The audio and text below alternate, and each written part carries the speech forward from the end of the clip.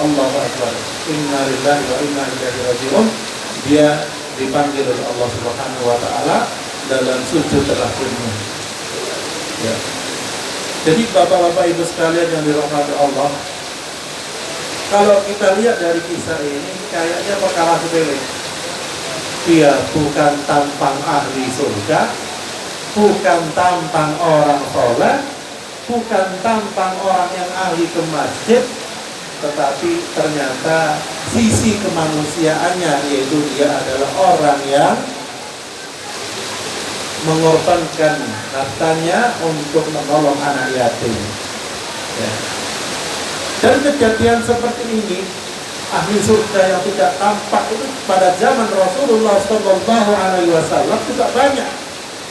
Panjenengan saya yakin sangat jelas cerita bagaimana Uwais Al-Qarni yang tidak terpandang, datangnya pokok tidak diinginkan kedatangannya dan lain sebagainya, tapi Rasulullah menyampaikan kepada sahabatnya kalau ketemu dia mintalah doa. Ya. Ternyata ketika dalam terakhir kisahnya dalam perjalanan ke Mekah, ya, dan Umar tahu bahwasanya Uwais Al-Qarni datang pada tanggal sekian adalah kabilah yang ditemui. Ditanya ya ketua rombongan itu, katakanlah pembesar mereka, adakah di sini yang bernama Uwais Al-Qarni? Oh, ada apa dari Uwais? Kaget dia. Karena apa?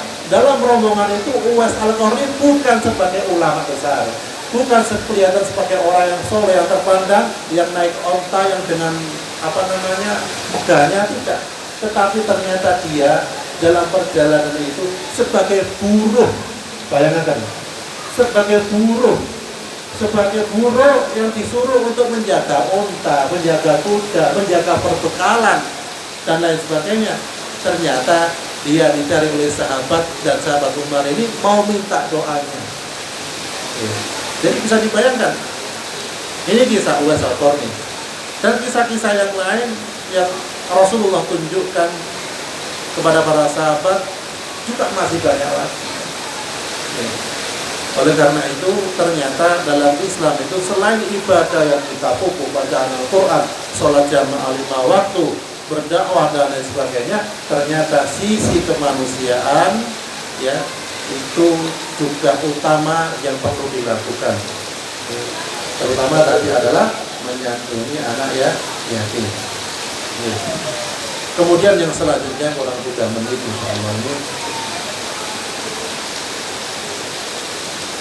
suatu kisah yang mungkin pernah saya ceritakan, tapi perlu diulang, ya, yaitu tentang anak-anak santri yang sudah lulus, dalam artian lulus secara formal.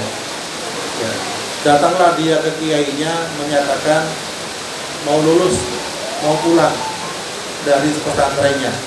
Tapi sebelum pulang si kiai ngomong, baik, kamu akan dianggap lulus kalau kamu bisa mencari orang yang terburuk, yang terjelek, sing elek entek ting makhluk yang terjelek.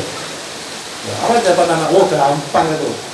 Oleh orang buruk gampang, karena manusia itu kebanyakan kalau melihat buruk fokus, kalau melihat kebaikan kurang fokus. Ya. Punya anak 10, baik semua 9. Yang satu kurang baik, pasti yang disalahkannya kurang baik. Anak itu apa itu? Enggak ngatur orang tuanya. Nah, begitu. Akhirnya kembali ke cerita tadi, si santri nyari. Oh, akhirnya dia mencari dari pagi hari, ketemu dengan pemabuk. Oh, ini buruk ini. Ayo, diterangkan kiai. Aku nemu. Tapi katanya mau diantar, dia mikir. Ya sekarang dia mabuk. Nanti kalau pada akhir hayatnya dia takwa kepada Allah, dia menjadi orang yang alim, dia akan menjadi orang yang terbaik. Tak situ. Jalan terus. Akhirnya terakhir dia menemukan anjing. Anjing elek korek buat di rumah. Ringki-ringki. Wah, ini anjing ini makhluk yang terburuk, ini bungkus lah. Kata dibungkus, baru dibungkus, dia mikir lagi, anjing ini makhluknya Allah, tidak punya beban syariat. Ketika dia sudah meninggal dunia, urusannya dengan Allah selesai. Lah saya, kata santrinya itu, saya harus berurusan dengan Allah, masih dihisab, dihitung dan lain sebagainya. Akhirnya nggak jadi lagi. sudah sampai sore hari nyerah dia, datang kepada kiai. Ya apa? Kamu sudah menemukan makhluk yang paling buruk. Sudah menemukan kamu. Nah, untuk dia, ya mungkin juga nangis. Ya kiai, saya menemukan makhluk yang paling buruk itu adalah saya. Makhluk yang buruk itu adalah saya. Kenapa saya nanti masih dihisap ini dan itu dan sebagainya, diceritakan tadi. Karena apa? Saya tuh harus fokus menilai diri saya sendiri daripada menilai orang lain. Saya harus fokus untuk memperbaiki diri sendiri daripada orang lain dan lain sebagainya. Akhirnya apa jawaban kiai? Kamu lulus. Simple. Ternyata ilmu akhlak lebih utama daripada ilmu alat-alat yang lainnya. Ya. Jadi Bapak dan Allah, itulah yang bisa saya sampaikan. Sebenarnya masih banyak. Mungkin pada kesempatan ini kita diberikan ketulusan hati, kebersihan hati oleh Allah untuk selalu dekat dengan Allah, dan hablum minallah wa hablum minan nas. Mungkin bapak-bapak yang belum mendapatkan kapsul dari saya, monggo nanti bisa diambil. Ini kapsul Pustul Hindi, ada dalam hadis untuk pernapasan, untuk jantung. Pada masa corona kemarin alhamdulillah insya Allah banyak yang cocok.